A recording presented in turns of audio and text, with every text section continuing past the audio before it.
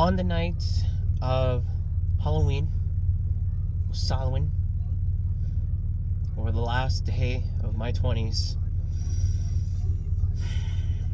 I have come to realize a year ago I came out as non-binary. I started doing drag. What a lot of people might not know is throughout this entire year, I have been seeing how I react to things, seeing how I feel about things. I've been observing carefully everything for myself. I've been observing how I look in the mirror and what do I see? What do I feel comfortable in and such? And throughout this whole year, I've been observing like how I've been reaching to my potential and stuff like that. I am so proud of the stuff I've done over the last year. I have never truly been myself. I've never truly been more myself this past year than I was 29 years prior. And not only that, I'm really proud of the stuff I've done. I have lived more this past year being out as non-binary, doing drag, being part of the community, finding new friends, and strengthening old ones. This is the first time where I went, I'm more me. I also, for the past year, I get to look in the mirror, love myself. I love who I am. All of this year, every time I looked in the mirror, I loved myself. Every time I seen a photo or a video of myself, I loved myself. I truly love myself. I love who I am, and I know I'm going to be changing and stuff more and more, but I really do love myself now. I'm 30 in a couple hours. I realized that I'm more than non-binary. And even my sexuality, I've noticed, is different. Before coming out, I called myself a straight cis man. And this past year, I have had that challenge so fucking hard that it's like, no. I am not straight. In theory, I'm not straight. I haven't been able to more or less experiment with that stuff, but just like looking at people who I clearly know are one way or another, blah blah blah, and I'm like I'm looking at them with an interest where I wouldn't have before, and it's because I'm realizing I also I'm not straight either. Sure I have a preference, but I definitely have a swing of both ways. With the gender stuff, I've realized I'm able to make it more specific. I'm able to narrow it down even more. So, under the trans umbrella, there is the non-binary umbrella. And under the non-binary umbrella, there's a few terms. And with learning, I have learned that I am gender fluid. But there is a preference. Don't get me wrong, I like both. I like my mass self, my femme self, and not androgynous self, or when I mix both. Like, I like all of them. But I've noticed through drag and doing all this stuff in particular, I lean a little bit more towards femme. I think I heard it be described as non-binary trans femme. I don't know if that's accurate for me, but I would maybe describe it as non-binary gender fluid with a lean towards femme. Maybe they are the same, who knows? I don't, but I learned this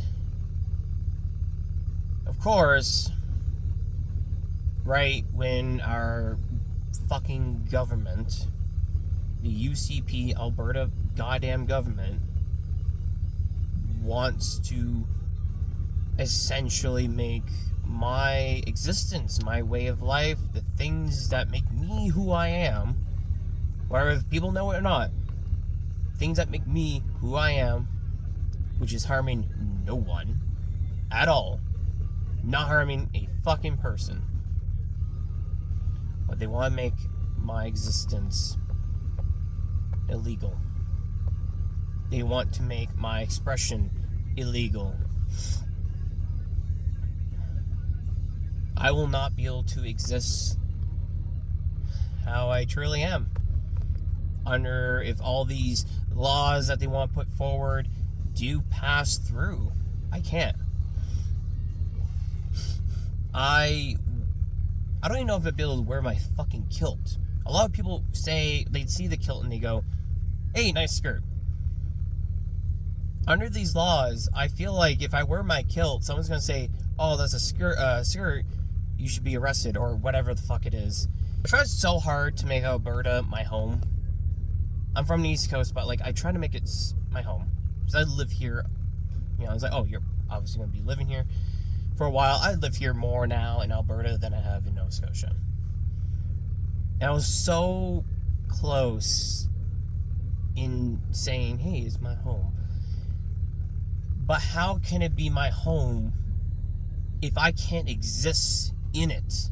Your home is supposed to be where you feel comfortable, where you exist the way you are. Even with finding faith and like what I believe in, I grew up Catholic, but I don't believe it. I went through atheism phase, and I now would consider myself pagan, which I imagine they would try to outlaw too. I don't want kids. I know I'm born a male, but for the people who are not, I fear for them. So that's life. Like, I don't want kids. And with the laws that come around, it's like, cool. Like, it's worse for women. Like, even though, and it's worse for my friends. They're disabled. They're women. They're minorities. So on. Like, all these things. If you're not a straight cis white man that believes in Christian faith, that is not poor, you're fucked one way or another. And the more that you are away from that, the more and more you're fucked. This is not the time to say, hey, we're gonna sit back. No, stand the fuck up, fight back, share shit, share the posts, go to protests, sign petitions, everything that you can do, you owe it to everyone around you to do it. All our shit is at risk. All of it. This could be illegal in months. It could be.